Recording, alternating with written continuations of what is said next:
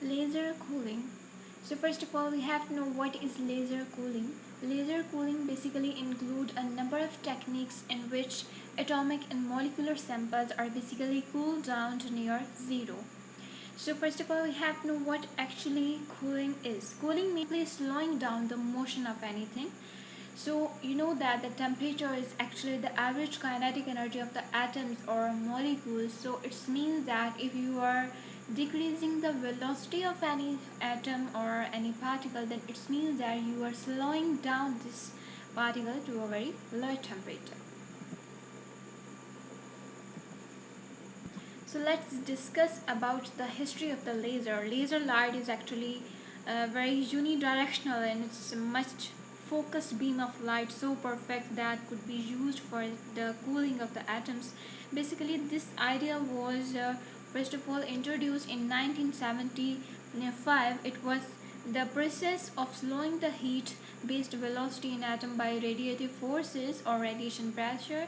That concept was then connected to the cooling of the atoms in the gas. Then in 1982, William Phillips basically wrote a paper in which he takes about slowing down the neutral atoms, and the mechanism that was used by the William was Zeeman's law. So based upon this principle, the Stephen Chu was able to cool the atoms down to 43 microkelvin later in 1997.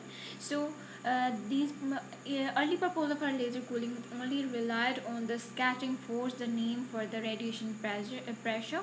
Then the so that's why Stephen Chu and Cohen and William Daniel received the Nobel Prize in Physics for the development of methods and techniques to slow down the atom.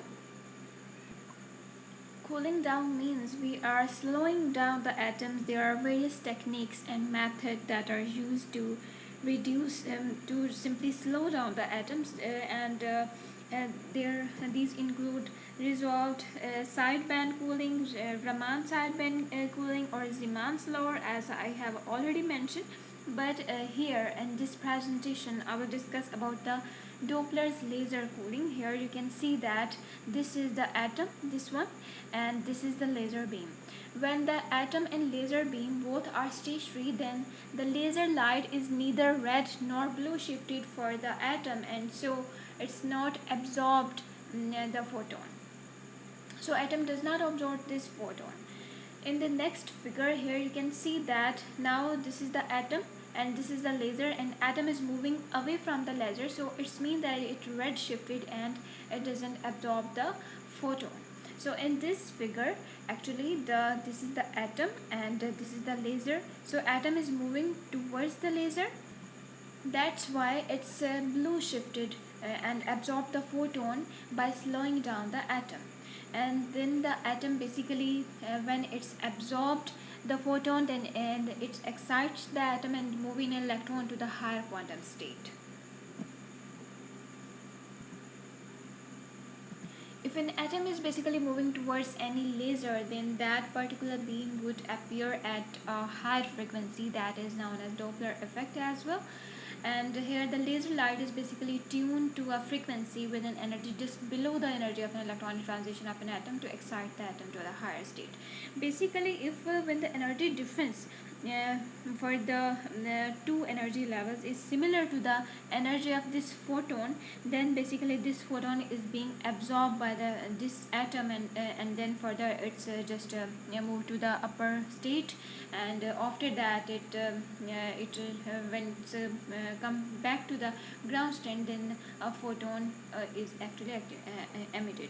This small increase in frequency make the frequency of laser exactly equal to the need one for the atomic excitation. The photon are absorbed, and then further excitation is actually started.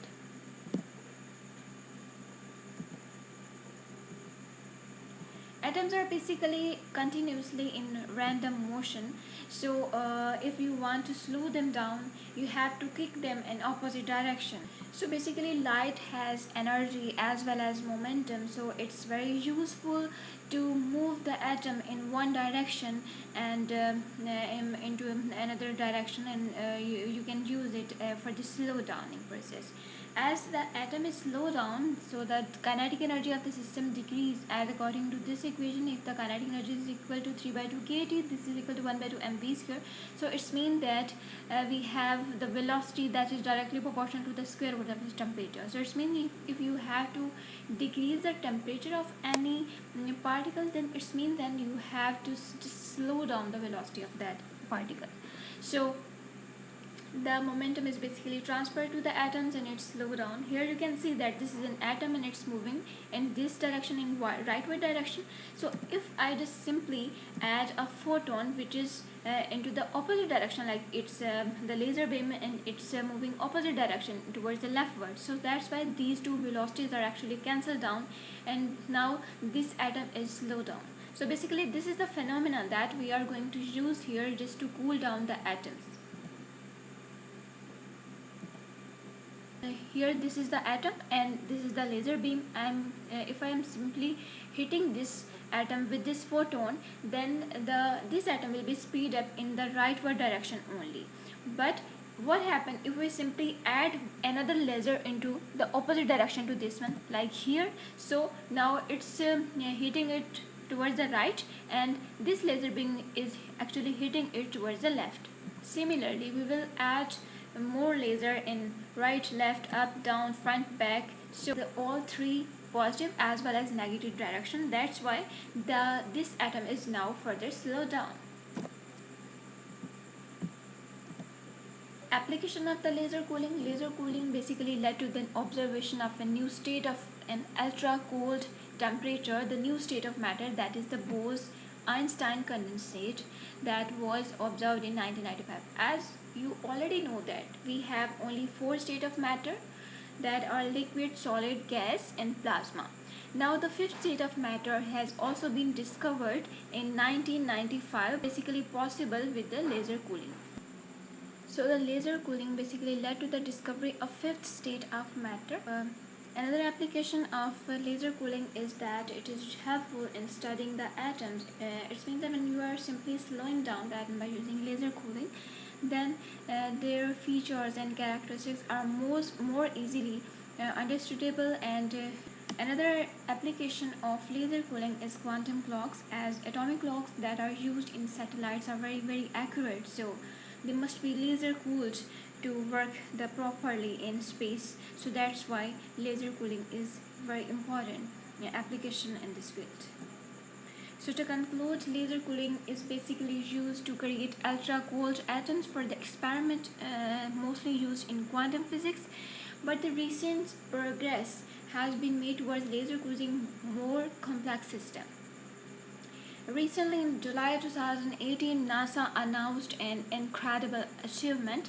They had created the coldest spot in space right there on the International Space Station in orbit around the Earth. They took atoms of a soft metal called rubidium and then cooled them to the temperature of 100 nanokelvin, that is very close to the absolute zero. So the scientists are basically trying to produce Bose condensation state less than 1 nanokelvin above absolute zero by exploiting the microgravity condition. Thank you.